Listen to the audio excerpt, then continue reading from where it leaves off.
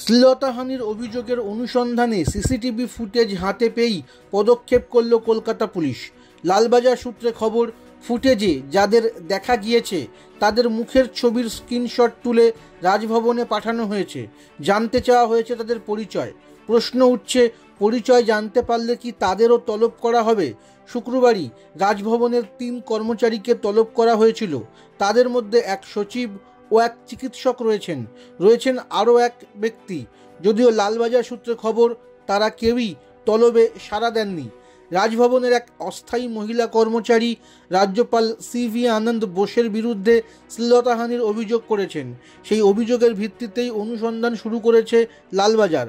রাজভবনের CCTV ফুটেজও হাতে পেয়েছে তারা। এরপরেই রাজভবনের 3 কর্মচারীকে তলব করা হলো লালবাজারে।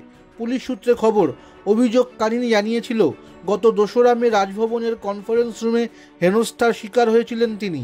ওই ঘটনার পর তিনি নিচের তলায় সচিবের ঘরে যান।